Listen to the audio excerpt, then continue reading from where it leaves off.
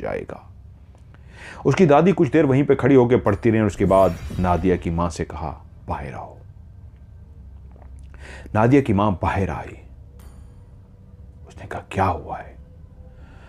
उसने कहा, तुम लोग डॉक्टर के पास इसको लेके जा रहे हैं, ठीक है, इसको डॉक्टर के पास लेके जाओ, लेकिन जो मुझे समझ आ रही है ये केस डॉक्टर का नहीं है, मामला कुछ और है। खुदा खैर करे, मुझे आज पढ़ने दो, आज रात को मैं लेटने से पहले पढ़ती रहूंगी, देखती हूं क्या माजरा है। वो एक बुजुर्ग होने के साथ साथ जो 100 साल की उम्र को हो चुकी थी, वहीं पे वो एक ऐसी औरत थी जिन्होंने पूरी ज़िंदगी अपनी इबादत में गुजारी थी, तस्बीहात करने में गुजारी थी और हर वक्त अल्लाह अल्लाह करती रहती थी। उस रात जब अपने बिस्तर पे सोई तो तस्बीह करते करते उनकी आंख लग गई और जब वो सो गई तो उसी वक्त उन्होंने ख्वाब में एक परी को देखा, एक ऐसी लड़की को जो इंतहाई खूबसूरत थी, जिसके पर इंतहाई खूबसूरत थे, और वो सामने खड़ी थी और वो नादिया की दादी को देख के बोली, हम परियां हैं और ये जो बच्ची नादिया है ये हमें पसंद आ गई है। इस बच्ची को हम अपने साथ लेके जाएंगे, लेकिन अभी ये हमारे पास ही है, इसी घर में रहती रहेगी लेकिन हमारे पास ही रहेगी, हमें पसंद आ गई है। अब ये हम परियों की बच्ची है, तुम लोगों की नहीं है। दूसरी बच्ची तुम्हारे पास ही रहेगी, ये बच्ची अब हमारे साथ रहेगी और फिर कुछ अरसे के बाद हम इसको ले जाएंगे। दादी ने यह अजीबो गरीब ख्वाब देखा। सुबह उठते ही जब उनकी आंख खुली तो परेशान हो गई कि यह कैसा ख्वाब था जो मैंने देखा।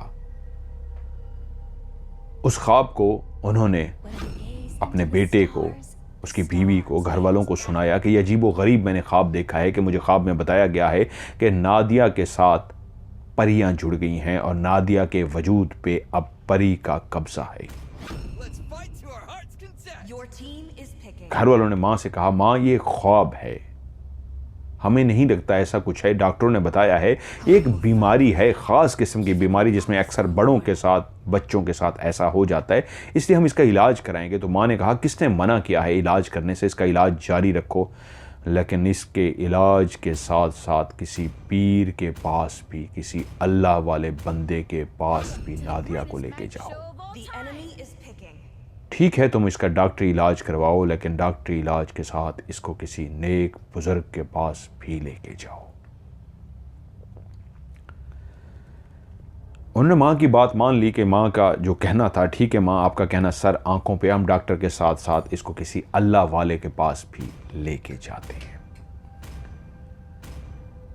वो उसको अल्लाह वाले के पास लेके गए, कुछ भी नहीं बताया, सिर्फ इतना कहा कि देखिए हमारी बेटी गुमसुम सी हो गई है, चुप सी हो गई है, क्या माजरा है चेक कीजिए। उस अल्लाह वाले ने पढ़ाई की और पढ़ाई करने के बाद कहा, जो भी है मेरी ताकत से बहुत ज़्यादा है, मैं इसके बारे में नहीं बता सकता, लेकिन इतना ज़रूर कहूँगा इस बच्ची के साथ साया है, इस बच्ची के साथ जिन्नात का माजरा है। आप लोग अगर कोई डॉक्टरी इलाज करा रहे हैं तो कराते रहिए, लेकिन इसके साथ जिन्नात का मामला भी है।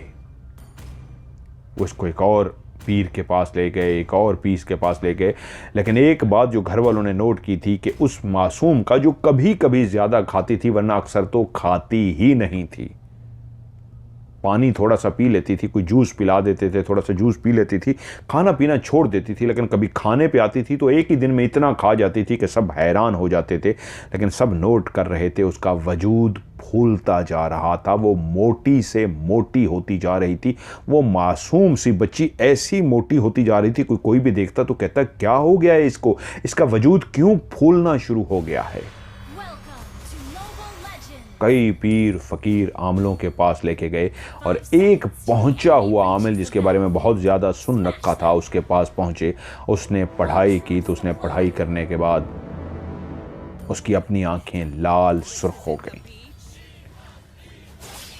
घर वालों ने उससे पूछा क्या हुआ है, तो उसने बताया इस बच्ची के साथ एक परी जुड़ गई है और ये एक परी जो इसके वजूद के हर वक्त साथ है, उस परी के साथ और कई ज़्यादा परियां हैं और ये बहुत ज़्यादा ताकतवर हैं। तुम लोग कोशिश भी करोगे किसी के पास लेके जाओ कोई इसको निकाल सके तो पॉसिबल नहीं होगा। ये बहुत मुश्किल काम है। हाँ, मेरी ताकत इतनी ही इस काम आ सकी है कि मैं जहाँ बड़े बड़े जिन्नात को हाज़िर करा के निकाल सकता हूँ और निकालता भी हूँ, लेकिन इस बच्ची के आगे हार इसलिए मानने लगा हूँ। बहुत ताकतवर परियों का कबीला इसके साथ जुड़ गया हुआ है और जो इसके साथ अटैच है वो परी भी बहुत बड़ी ताकतवर परी है, इसलिए जो भी हाथ डालेगा नुकसान उठाएगा। इसलिए इतना कहूँगा इस परी को, इस बच्ची को, दोनों को घर ले जाइए। इस वक्त भी इस जगह पे वो परी भी साथ है और इस परी के साथ आपकी बच्ची बैठी हुई है। आप लोग अपनी इस फूलती हुई नन्ही सी परी जिसको नादिया कहते हैं उसको देख रहे हो। मेरी आंखें इसके साथ बैठी हुई एक और खूबसूरत परी को भी देख रही हैं जो बहुत ही ज़्यादा शक्तिमान है। इन दोनों को ले जाओ। वो दोनों को घर ले आए, लेकिन पहली दफ़ा ऐसा हुआ कि आज दादी ने हिम्मत की और बैठ के पढ़ती रहीं और उसके पास बैठी और दादी ने अपना कान उस नन्ही सी नादिया के होंठों के करीब कर दिया, क्योंकि वो अपने होंठों को फिर से हिला रही थी जैसे कोई बात करने की कोशिश कर रही हो।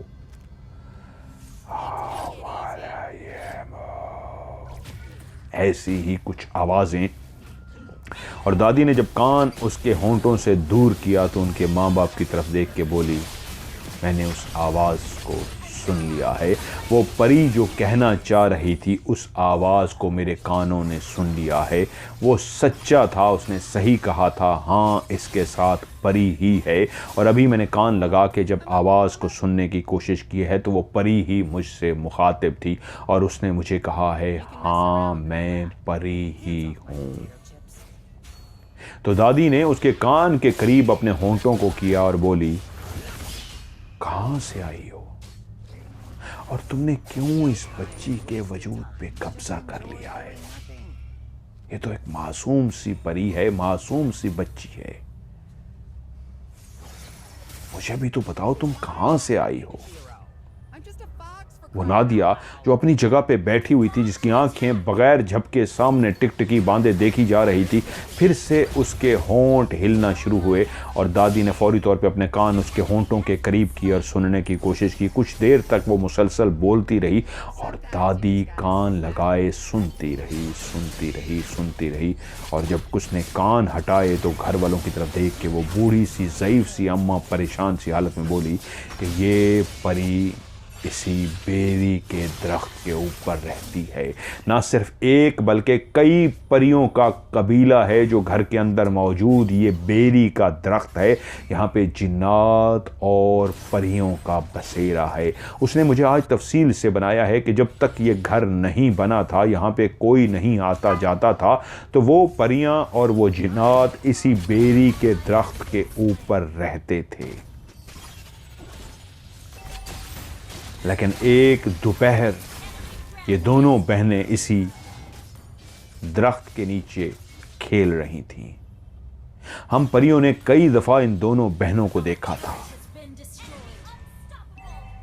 और हमारी एक परी का दिल आ गया इस बच्ची नादिया के ऊपर। वो इसको तकती रहती थी, वो उसको देखती रहती थी। हम सब ने उसको मना किया था, इसको कैद मत करना, इसके वजूद पे कब्जा मत करना, लेकिन वो देखती रहती थी। हम जब उसको समझाते थे तो वो सुन लेती थी।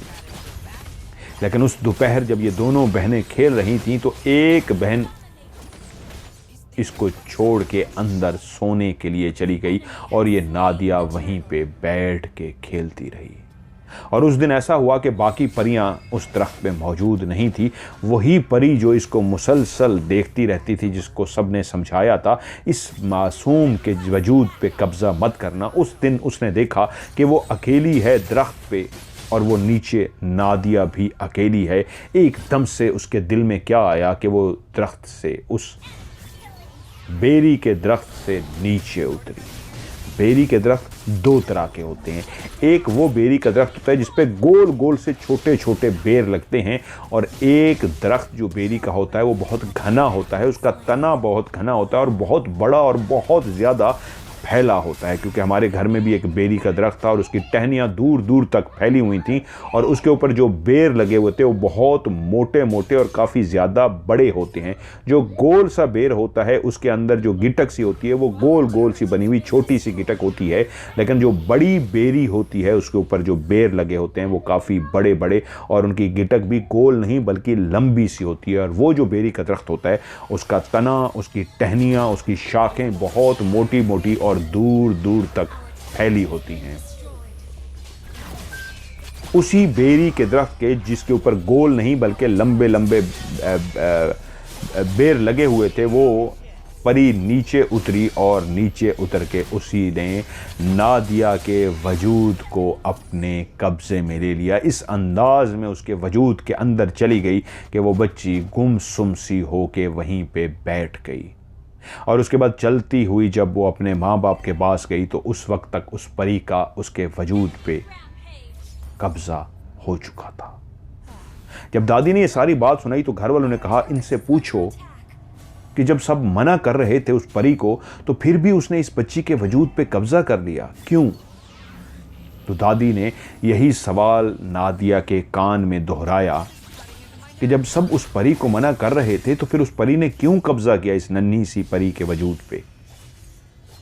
तो दादी ने फिर से उसके होंठों के करीब अपने कान को किया और सुनने की कोशिश की। तो फिर उसने एक तफसील से जवाब दिया और बताया कि वो उस दिन अकेली थी और अकेली नीचे नादिया भी थी। जो दोनों अकेली थी तो उसने उसके वजूद पे कब्जा कर लिया।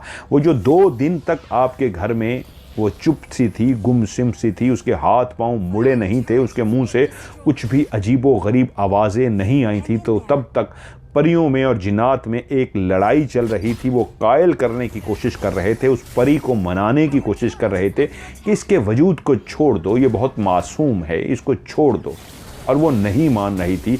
तो वो 2 दिन तक जो बच्ची खामोश रही, वो मुज़ाकरात चल रहे थे एक किस्म के परियों के बीच में। वो आपस में एक दूसरे को कायल करने की कोशिश कर रही थी कि इस परी को छोड़ दो। और जब वो परी जो इसके वजूद के साथ जुड़ गई थी, जिसने इसके वजूद पे कब्ज़ा कर लिया था, नहीं मानी और उसने कहा नहीं, मैं अब इसको नहीं छोड़ सकती, तो उसकी ज़िद को देख के सब हार मान बैठे। जानते थे कि अगर इससे ज़्यादा हमने इसको रोकने की कोशिश की तो नुकसान हो जाएगा, क्योंकि वो परी जो इसके वजूद के अंदर आई थी वो खुद भी बहुत ताकतवर परी थी। इसलिए सब पीछे हट गए और तभी घर वालों ने पहली दफ़ा उसके वजूद को मुड़ते हुए देखा और उसके अंदर से एक आवाज़ को निकलते हुए देखा। वो मुड़ना, वो उस आवाज़ का निकलना उस परी के होने की अलामत थी। वो 2 दिन तक जो खामोशी थी उस बच्ची के अंदर, कोई भी हरकत नहीं थी, घूमना फिरना नहीं था, वो चुप करके बैठी हुई थी, तो वो मुज़ाकरात थे। और जब मुज़ाकरात नाकाम हो गए, वो परी जीत गई जिसने कब्ज़ा किया था नादिया के जिस्म पे, तो फिर उसने अपनी हाज़िरी महसूस करवाई, गले से धाड़ के हाथ पांव मोड़, और वो कह चुकी थी कि अब ये हमारी है। अब सब मान चुके हैं, घर वाले भी, बाकी परियां भी कबूल कर चुकी हैं कि ठीक है, अब जब इस पे हम कब्ज़ा कर ही चुकी है ये परी, तो हमें भी कबूल है, हम इस बच्ची को अपने साथ ले जाएंगे। दादी ने ये सारी बात सुन के घर वालों को बताई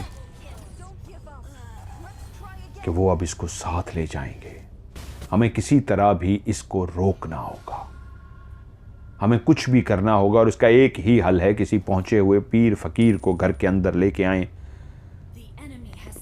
जो इस परी को निकाल सके, जो इस बेरी के दरख्त में मौजूद जिन्नात और परियों का कबीला है उनसे मुज़ाकरात कर सके। घर वालों ने अब ढूंढना शुरू कर दिया कि किसी भी ऐसे पीर फकीर, ऐसे शख्स से राब्ता कर सकें जो उनकी बच्ची का इलाज कर सके। काफ़ी कोशिश की गई, हर जगह पे ढूंढा गया, और दूसरी तरफ नादिया का वजूद मज़ीद फूलता जा रहा था। वो दिन ब दिन और मोटी होती जा रही थी, खाए पिए बगैर वो मोटी होती जा रही थी। कभी कभी खाती थी, बेइंतहा खाती थी, लेकिन मोटी हुए जा रही थी।